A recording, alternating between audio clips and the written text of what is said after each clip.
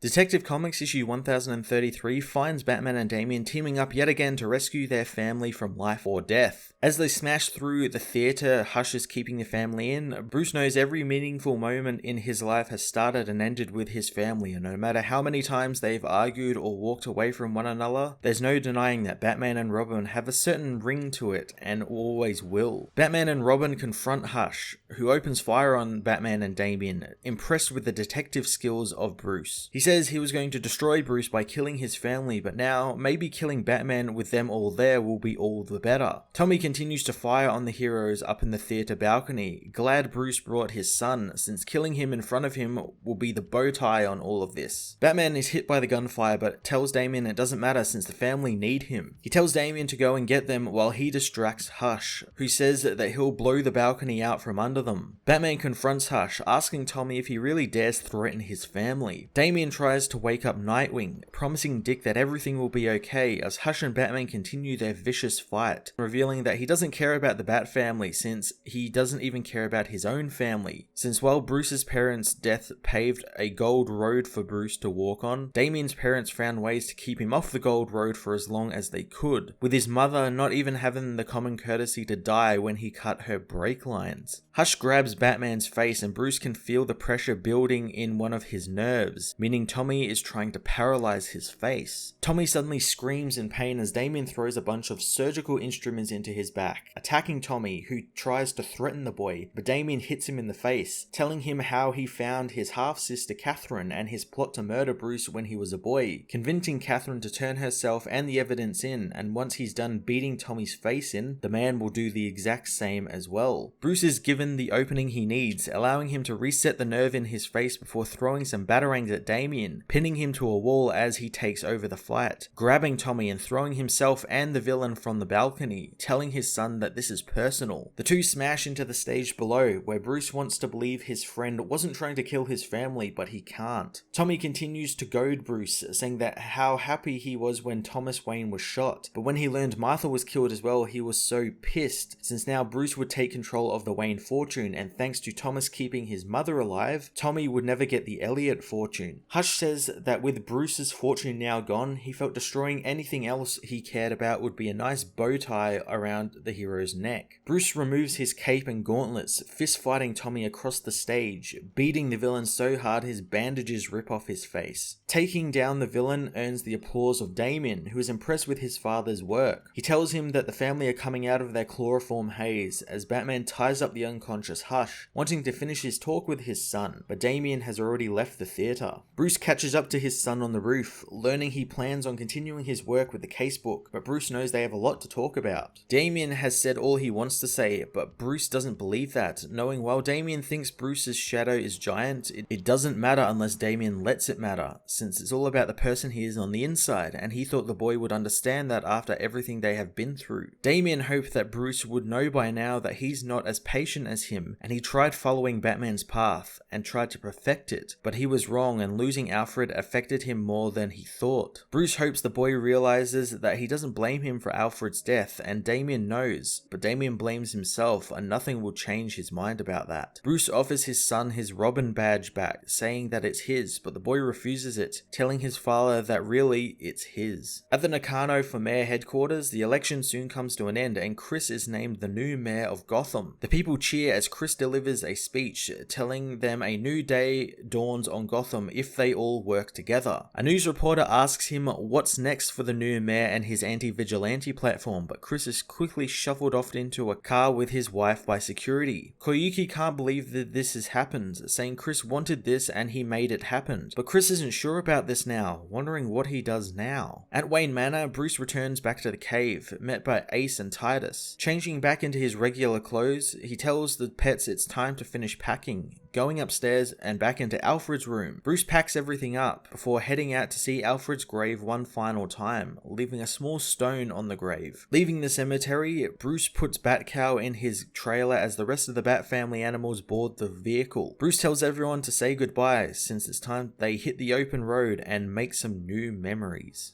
Detective Comics issue 1033 ended Peter Tomasi and Brad Anderson's time on the book a little bit better than the previous issues, as Hush is dealt with and Bruce and Damian finally bury the hatchet kinda sorta. I still don't understand the transition over into this Hush wants to steal the Bat family's organs plot, since it doesn't fit with the overall anti-vigilante plots both Tomasi has been building here, along with what James Tynion has been building in his Batman book. But I did enjoy Batman and Damian working together again, as well as Damian's new status quo shift, which Joshua Williamson is exploring more next year. I'm glad he's no longer Robin and that they are trying to do something different with him and trying to remove him from that role, with him struggling to find his new place in the city and the world following Alfred's death. As an ending to many of the different plots Tomasi built over the last year, I couldn't help but feel a little underwhelmed by this issue. Everything just kind of feels a little rushed, and maybe Tomasi couldn't write what he wanted to write, since the Hush plot felt like something an editorial change would mandate. Hopefully when the book returns under Mariko Tamaki in March, we'll get something a little bit more focused, and I'm a bit more optimistic about that run. I'm going to give this issue a 6 out of 10.